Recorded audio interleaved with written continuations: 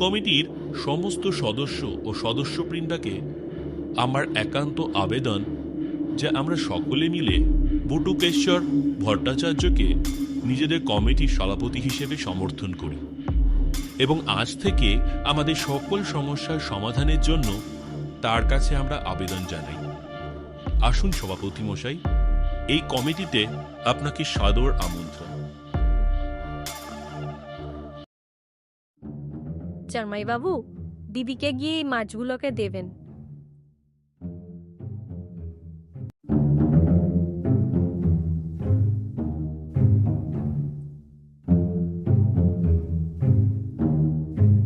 কি গো, কোথায় গেলে গো? দেখে যাও তোমার বোন, তোমার পাতানো বোন শাকচুন্নি কত রকমের মাছ পাঠিয়েছে তোমার জন্য। বললে জামাই বাবু দিদিকে গিয়ে দিও, তোমায় রান্না করে দেবে কোন। কই দেখি দেখি, বোনটা আমার বড্ড ভালো, কি ভালো ভালোই না মাছ পাঠিয়েছে। বলি হ্যাঁ গো, আজ তোমার সভা কেমন হলো? বুঝলে গিন্নি, ওরা ভালোই আমারে মান্যিগণ্যি করে, তবে ভালো ভালো নতুন কিছু সদস্য যোগ দিয়েছে।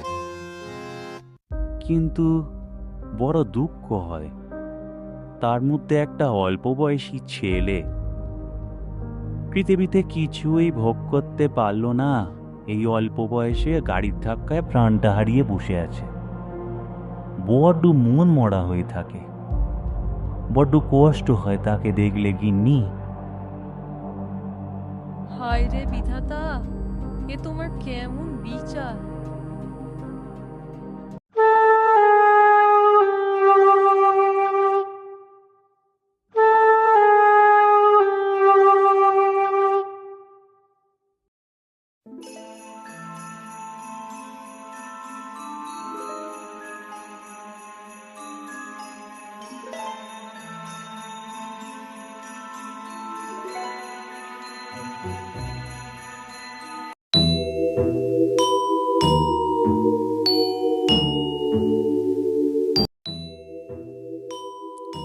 তাহলে আজ সভা এখানেই শেষ হচ্ছে। কারো কিছু বলার থাকলে আপনারা সভাপতি মশাইকে জানাতে পারেন। বলছি সভাপতি মশাই, গণেশের ব্যাপারটা একটু ভাবতে হবে। দিন দিন কেমন যেন মন মরা হয়ে আছে, যেন শুকিয়ে যাচ্ছে। আপনি একবার কথা বলে দেখুন তো।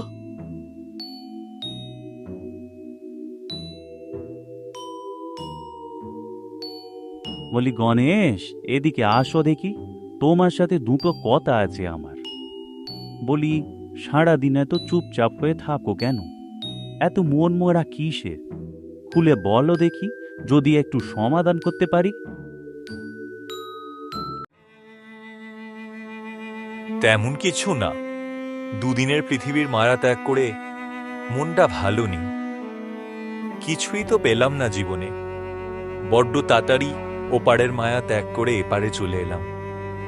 তাই কষ্ট হয়, প্রিয়জনদেরকে দেখতে পাই না, বড় ফাঁকা ফাঁকা লাগে। বুঝেছি ভাইয়া, বুঝেছি। এত তাড়াতাড়ি ইহলোক ত্যাগ করলে যা হয় আর কি। বলি একটু নতুন বন্ধুত্ব পাতাও দেখি।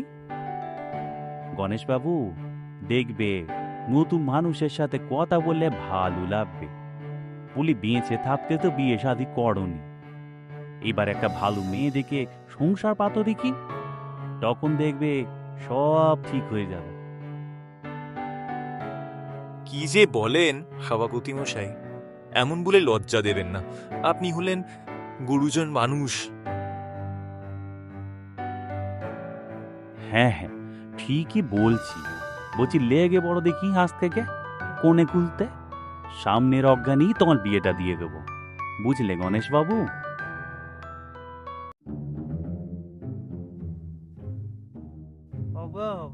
কি হলো গগিন্নি, কোথায় গেলে?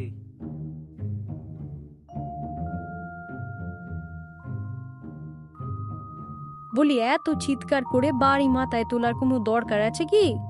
জানোই তো আমি রান্নাঘরেই থাকি। বলি এত দেরি হলো কেন বলো দেখি আসতে? বুঝলে গিন্নি, একটা গুরু দায়িত্ব নিয়েছি, একটা হিললে করেই ছাড়বো। হিললে? কার হিললে? কি যে বলো তুমি? ও কিছু না, যাও দেখি এক কাপ চা করে আনো দেখি। বলছি হ্যাঁ গো, মুড়েও কি আমার শান্তি নেই? এখনো পর্যন্ত তোমার জন্য চা বানিয়ে দিতে হবে?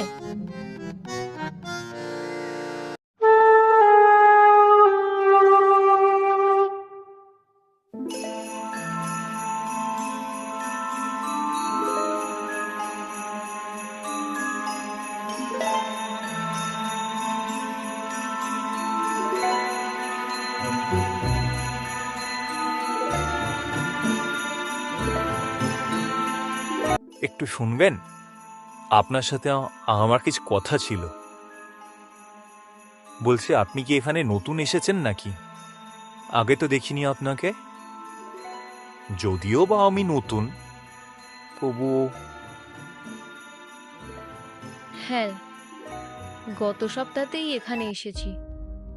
আসলে এক রোড অ্যাক্সিডেন্টে আমি মারা যাই। তারপর থেকে ঘুরতে ঘুরতে এখানেই এসেই ঠাঁই পাই। এখানেই আছি এখন। আমিও তাই, তবে ট্রেনের ধাক্কা। যাই হোক, এসেছি এখানে আমি 1 মাস আগে। আপনাকে তো আগে দেখিনি, তাই আর যে একটু জিজ্ঞেস করলাম। কি হে বন্ধু, কি খবর গণেশবাবু? বলি, যা দেখছি তাতে তো মনে হচ্ছে পাত্রী তুমি নিজেই পছন্দ করে নিয়েছো। এবার বিয়েটা হলেই হলো। কি যে বলেন আপনি? শুনুন, আমি কথা বলে দেখেছি, পাত্রী আমার খুব পছন্দ। এই অক্রানেই বিয়েটা সেরে ফেলতে হবে, বুঝলেন? কিন্তু তার আগে খবরদার কেউ যেন টের না পায়।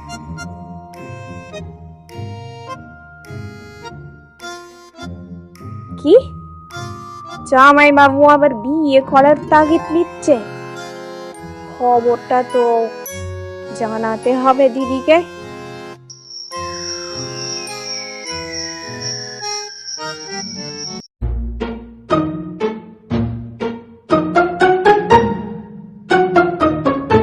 কি বলছিস তুই? ওরে, এই বয়সে বুড়ো আবার বিয়ে করতে চায়? হ্যাঁ হ্যাঁ দিদি, নিজে কানে শুনে এলুম। বলছে কেউ যেন টের না পায়। কাজটা উনি গোপনে করতে চাইছেন গো। কই গো গিন্নি, কোথায় গেলে গো? আমি এখন যাই গো দিদি। জামাই বাবু যদি আবার বিয়ে ফেলে বুঝে যাবে, বুঝলে? আমি তোমাকে ঠিক খবর দিয়ে যাবো।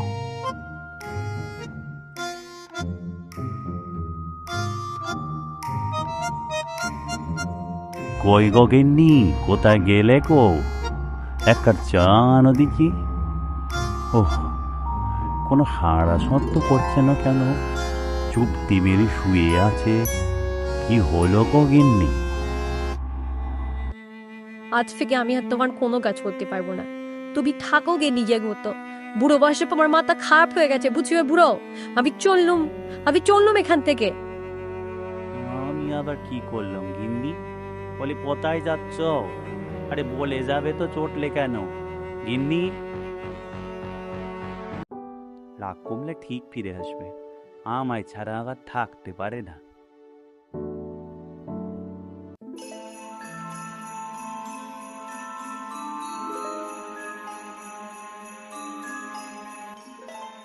শুনছো শুনছো মাডিলা, তোমার সাথে আমার কিছু গোপন কথা আছে। একটু গোপনে আসো দেখি, একটু কথা বলি।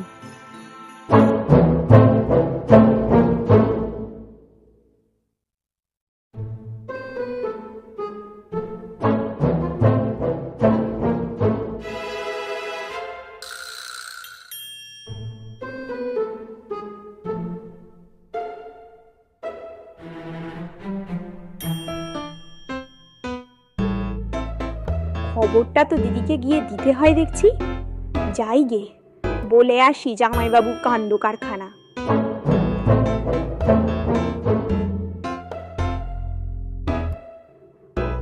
বলি ও দিদি, শুনছো শুনছো গো, তোমার সর্বনাশ হলো। আরে কি হয়েছে বলবি তো, কেন এমন চিৎকার করছিস? আমাদের এ তল্লাটের নতুন পেতনি গো, যে এসেছে সেই তোমার ঘর ভাঙতে উঠে পড়ে লেগেছে। দেখো কি হয়, আমি এই বলে দিলুম। আমার কি হবে রে বোন?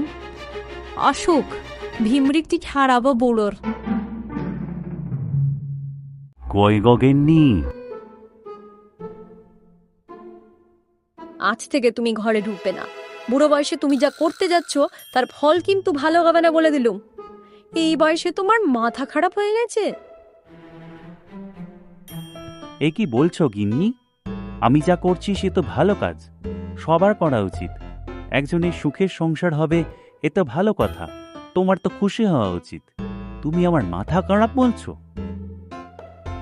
হ্যাঁ, ওটাই বাকি আছে, ধেই ধেই করে নাচি আর কি। বুঝেছি, তোমার কানে তালে খবরটা তোমার বোন শাকচুন্নি তুলেছে, তাই তো? দাঁড়াও, তার মজা আমি দেখাবো। হ্যাঁ, তা তো তুমি করবেই। ও না থাকলে আমি জানতুম কি করে যে তুমি কি করতে যাচ্ছ। দেখো গিন্নি, বিয়েটা হবে, কেউ আটকাতে পারবে না, এই আমি বলে দিলুম। আমিও দেখছি বিয়েটা হয় কি করে। শোনো হরিপদ, কোনো রকম ত্রুটি কিন্তু রাখলে চলবে না। আমরাই বরপক্ষ, আমরাই কনে পক্ষ, তাই দুদিকটা ভালোভাবে আমাদেরকে সামলাতে হবে, বুঝলে?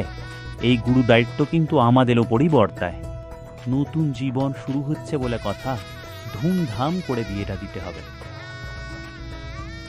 হ্যাঁ, আপনিই তো বরকর্তা, আপনিই তো কনেকর্তা। কিন্তু আজ আমাদের তরফ থেকে একটা আবদার রাখতেই হবে। আপনাকে কিন্তু একটা মালা পরতেই হবে। ঠিক আছে, দিয়েই দাও। বুড়ো বয়সে মালা পরে ঘুরে বেড়াই আর কি।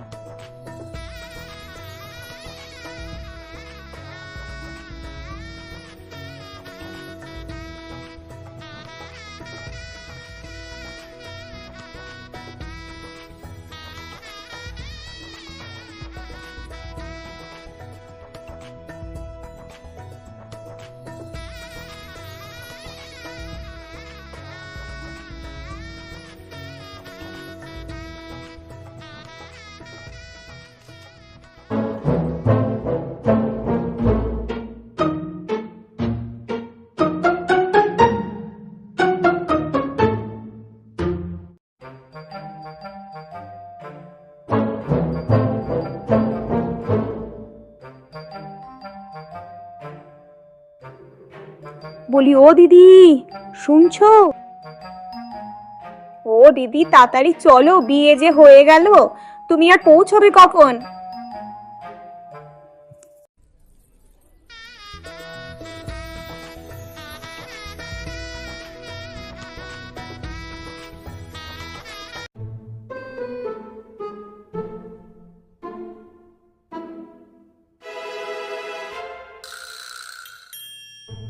দেখ দেখ, গলায় কিরকম মালা পরে ঘুরে বেড়াচ্ছে। বলি আমার কথাটা একবারও ভেবে দেখলো না? আমি কোথায় যাবো এই বয়সে? এই বয়সে আমাকে ছেড়ে বিয়ে করছে।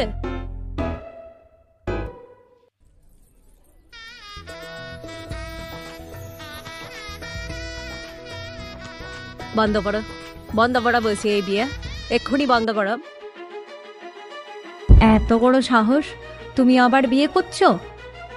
বলি আমার কথা তুমি একবারও ভাবলে না? বলি গিন্নি, এই বুড়ো বয়সে আমি আবার বিয়ে করব? বলি তোমার মাথাটা কি একদমই খারাপ হয়ে গেছে? ভালো করে চোখ তুলে দেখো দেখি, বিয়ে আমি করছি না, গণেশ করছে নীলাকে। তবে যে বোন বললো তোমার আজ বিয়ে, আর তুমিও তো এরকম মালা পরে ঘুরে বেড়াচ্ছ। বলি ওদের দুজনের কর্তা বলে আমি গলায় মালা পরে ঘুরছি, বিয়ে আমি করছি না গিন্নি। তোমায় ছেড়ে এই বয়সে আমি বিয়ে করব? আমার বড় ভুল হয়ে গেছে গো, আমি তোমাকে অবিশ্বাস করে ফেলেছি। তুমি পারলে আমায় ক্ষমা করে দিও। বলি ওসব কথা ছাড়ো দেখি গিন্নি, এদিকে এসো, দুজনে প্ল্যান ঘুরে এই নতুন দম্পতিকে আশীর্বাদ করি, যেন পরবর্তী জন্মেও এরা সুখে শান্তিতে সংসার করতে পারে, ঠিক আমাদের মতো।